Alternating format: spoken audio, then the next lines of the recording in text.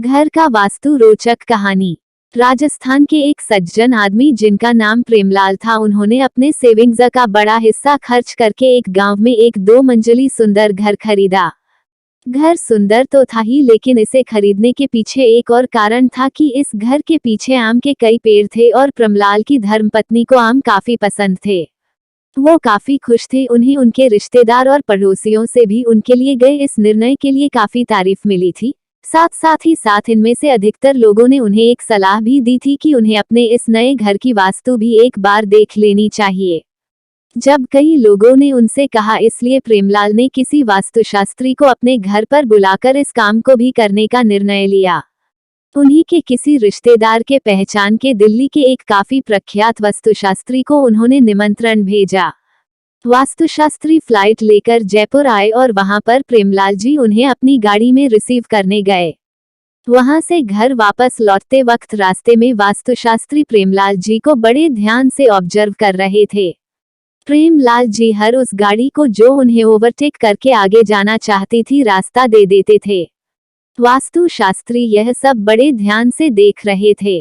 जब कई लोगों को प्रेमलाल जी ने खुद से आगे जाने का रास्ता दे दिया, तब वास्तुशास्त्री जी ने उनसे पूछा कि आप हर किसी को रास्ता क्यों दिए जा रहे हैं।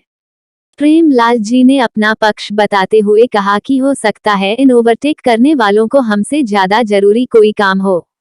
हमारा क्या है, हम आराम से चले जाएंगे। थोड़ी दूर जाकर उनके गाड़ी के आगे एक बच्चा दौड़ते हुए गुजरा।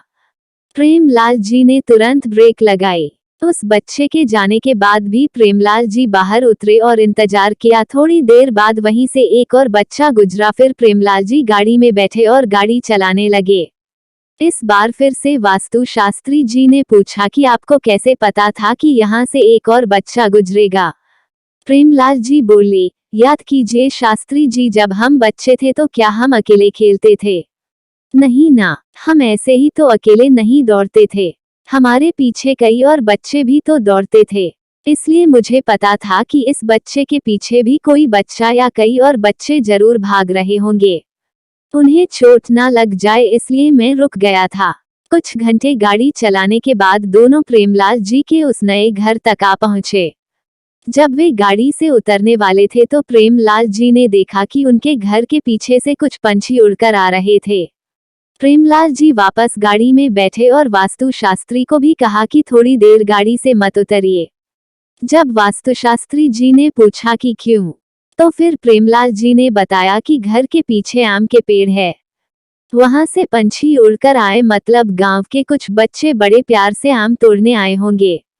अगर हम उन्हें दिख गए तो हड़बड़ी में गिर सकते हैं, उन्हें चोट लग सकती है।